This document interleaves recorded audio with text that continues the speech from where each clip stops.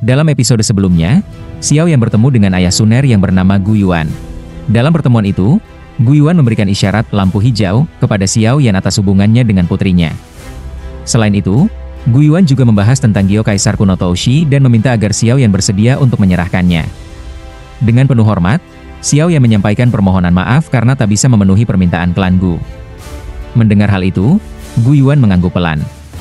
Meskipun ia bisa menerima dan memahami keputusan itu, ia tahu bahwa para tetua klannya tidak akan semudah itu menerima kenyataan tersebut. Karena itu, ia memperingatkan Xiao Yan untuk bersiap menghadapi tekanan dan berjuang lebih keras mempertahankan apa yang telah dimilikinya. Xiao Yan mengangguk tenang, hendak menanggapi lagi, tapi tiba-tiba angin kuat bertiup. Ia pun menoleh ke atas dan melihat sosok yang sudah tidak asing lagi. Suner muncul layaknya rembulan di malam tenang. Gadis itu tampak cemas dan segera mendekat. Gu Yuan hanya bisa tersenyum lemah melihat putrinya datang dengan tergesa. Ia tahu betul seberapa paniknya Suner jika sampai ia menyakiti kekasihnya. Untuk menghindari keributan dengan sang putri, Gu Yuan pun memilih mengakhiri pertemuan. Tubuhnya perlahan berubah menjadi kabut tipis lalu menghilang dari pandangan. Begitu pandangannya kembali tertuju kepada Suner, ia melihat gadis itu datang dengan raut wajah tegang dan marah yang ditahan-tahan. Dengan nada sedikit tersinggung, Suner menuntut penjelasan. Apakah benar ayahnya tiba-tiba muncul dan berbicara langsung dengan Xiao Yan? Xiao Yan hanya tersenyum menenangkan dan menjawab bahwa Gu Yuan tidak menentang hubungan mereka. Kata-katanya membuat wajah Suner sedikit melunak, meski masih ada sisa kekhawatiran yang belum sepenuhnya hilang. Setelah berbincang ringan tentang beberapa hal yang berkaitan dengan klan Gu, Suner tampak terkejut mendengar apa yang dikatakan Xiao Yan. Namun, suasana kembali hangat saat keduanya berbagi momen manis di atas perbukitan. Dengan kelembutan khasnya, Suner menggenggam tangan Xiao Yan dan mengajaknya untuk kembali, sambil mengatakan agar mereka menunggu 3 hari lagi.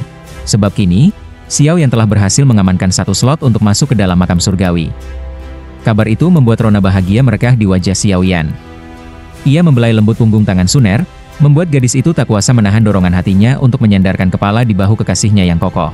Singkat cerita, hari-hari pun berlalu dengan tenang hingga akhirnya hari yang ditunggu tiba. Hari dibukanya gerbang makam surgawi. Seperti biasa, Suner dan Xiao Yan serta kelompoknya berangkat bersama menuju gerbang makam kuno di pegunungan. Dalam perjalanan ke tempat itu, Suner mulai menjelaskan lebih dalam mengenai struktur makam kuno. Makam surgawi, menurut penjelasan Suner, terbagi menjadi 3 tingkatan. Tingkatan pertama dapat dimasuki oleh berbagai kalangan termasuk mereka yang masih berada di bawah level Dozun bintang 3. Tingkat kedua hanya bisa diakses oleh para Dozun dari bintang 3 hingga bintang 8. Sementara itu, tingkat ketiga bagian terdalam dan paling berbahaya hanya dapat dimasuki oleh para ahli puncak Dozun, dan bahkan para Dosheng pun enggan masuk kecuali benar-benar yakin akan kekuatannya. Lokasi makam Xiao Xuan sendiri berada di zona terdalam dari tingkat ketiga wilayah yang sangat jarang dijamah bahkan oleh orang-orang dari klan Gu. Perjalanan itu pun terus membawa mereka menyusuri pegunungan. Di tengah obrolan yang santai namun penuh makna, mereka akhirnya tiba di wilayah pedalaman pegunungan suci Gu. Di sanalah Xiao Yan melihat sekumpulan sosok berjubah hitam. Mereka tak lain adalah anggota dari klan Hun. Suner segera memperingatkan untuk waspada terhadap pemimpin muda klan itu. Ia dikenal luas di kalangan internal dan sangat mungkin menjadi perwakilan utama dalam ekspedisi makam kali ini. Sementara klan Yao mudah dikenali dari simbol kuali obat yang terukir di dahi para anggotanya. Pemimpin klan Yao begitu mata Xiao Yan menatapnya, langsung memunculkan rasa tidak nyaman. Ia sempat terkejut namun dengan cepat menyambut tatapan itu dengan senyum sinis. Mata Xiao Yan menyipit. Ia tahu betul bahwa klan Yao menyimpan dendam atau setidaknya prasangka padanya. Oleh karenanya, Xiao Yan pun merasa tak punya alasan untuk bersikap lunak atau memandang mereka dengan prasangka baik. Percakapan antara Suner dan Xiao Yan masih terus berlangsung hingga getaran hebat tiba-tiba mengguncang tanah di sekitar mereka. Aura kuno yang luar biasa besar mulai menyebar dari ruang kosong yang perlahan terbuka. Suner menoleh dan memberitahunya bahwa makam kuno akan segera aktif. Xiao Yan berbisik lirih, matanya menatap gerbang ruang dimensi yang kini berdiri kokoh di antara langit dan bumi. Keberadaan gerbang itu mengguncang jiwa siapapun yang menyaksikannya. Ketika penjelasan dari Tuan Penjaga tentang aturan masuk mulai diumumkan, suasana menjadi semakin mencekam. Tekanan udara di sekitar gerbang membuat siapapun merasakan tekanan luar biasa. Suner, dengan nada mendesak, meminta Xiao Yan untuk masuk bersamaan. Sebab jika mereka masuk secara terpisah, maka posisi mereka di dalam makam bisa saja tersebar secara acak oleh mekanisme ruang dimensi kuno itu. Tepat saat itu, suara dentuman besar menggema dari pintu gerbang kuno. Cahaya terang mulai membelah langit, membentuk sebuah jalur masuk yang menyilaukan. Seiring dengan makin lebarnya celah tersebut, 4 sosok misterius melesat cepat dari balik hutan menuju arah gerbang. Salah satunya ternyata adalah Gu Zhen. Namun Guyao, si Jenderal Iblis, tak tampak bersama rombongan mereka. Melihat hal itu, Suner pun menjelaskan bahwa Guyao saat ini tengah menjalani masa retret setelah mengalami kekalahan dari Xiao Yan. Xiao Yan hanya bisa mengangguk pelan, meski ia tak terlalu peduli dengan keputusan Guyao.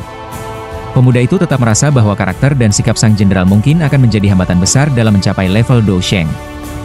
Bagaimana tidak, Guyao terlalu sombong dan lebih sibuk membanggakan dirinya sendiri ketimbang memperbaiki kekurangannya. Hal itu menurut Xiao Yan bisa menjadi batu sandungan dalam perjalanan kultivasi. Sebaliknya, ia punya pandangan jauh lebih positif terhadap Gu Zhen.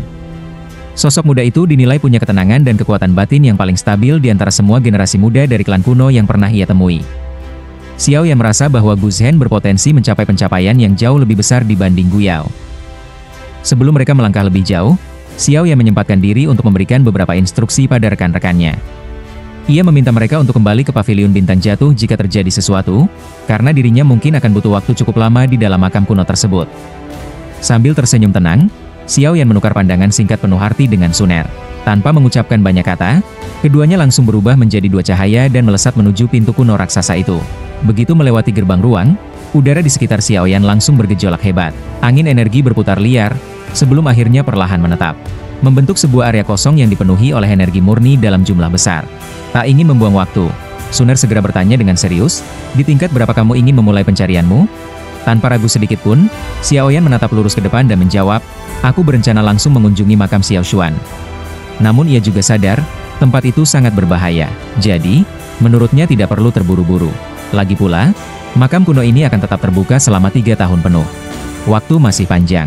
Dengan nada tenang namun penuh semangat, Xiao Yan mengajak Suner untuk memulai eksplorasi dari tingkat 2 terlebih dahulu. Tapi, sebelum mereka sempat melangkah lebih jauh, tiba-tiba, sesosok bayangan ilusi muncul di hadapan mereka. Sosok misterius itu ternyata adalah manifestasi dari energi spiritual makhluk tak kasat mata yang sering muncul secara tiba-tiba dalam makam kuno. Xiao Yan sempat terkejut. Ia sama sekali tak menyadari kehadiran makhluk itu, sebab tubuhnya tersembunyi rapat di balik kabut energi yang nyaris tidak bisa terdeteksi. Untung saja, dengan satu jentikan jari dari Suner, sosok ilusi itu langsung berubah menjadi bola cahaya kecil, sebesar ibu jari. Inilah yang disebut inti energi, ujar Suner tenang. Inti energi adalah sumber kekuatan murni, yang dapat diserap untuk memperkuat fondasi kekuatan seorang kultivator. Suner menjelaskan bahwa bola cahaya itu tergolong inti energi tingkat 2, dari total 9 tingkat yang ada. Tanpa membuang waktu, Xiao Yan langsung menyerap energi dari bola tersebut. Dan benar saja, ia segera merasakan aliran kekuatan yang perlahan namun pasti mulai mengalir ke dalam tubuhnya. Yang membuatnya terkejut, proses penyerapan inti energi ternyata jauh lebih mudah dan efisien dibandingkan mengkonsumsi pil obat biasa. Tak heran jika klan kuno begitu menghargai dan melindungi keberadaan makam surgawi ini. Suner hanya tersenyum melihat reaksi Xiao Yan, lalu melayang maju sambil berkata menggoda, "Ayo kita lomba siapa yang bisa kumpulkan inti energi paling banyak dalam 3 tahun ke depan." Xiao Yan tertawa kecil dan langsung menyusul. Di dalam benaknya, ia mulai membayangkan kekuatan seperti apa yang akan ia miliki setelah 3 tahun menjelajahi makam ini bersama Suner. Hari-hari eksplorasi pun dimulai. Namun, dalam urusan pengumpulan inti energi, Xiao Yan selalu berada satu langkah di belakang Suner.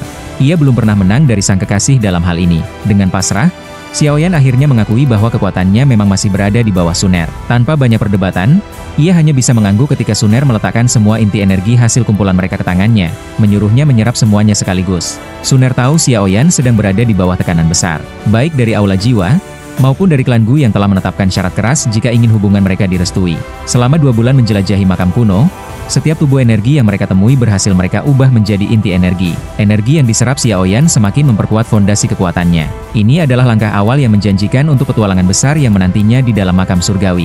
Namun seiring waktu, Xiao Yan mulai merasakan adanya ketidakseimbangan. Terlalu banyak menyerap inti energi tingkat rendah mulai memberikan dampak negatif terhadap tubuhnya. Ia bisa merasakan, aliran kekuatan di dalam dirinya mulai kacau.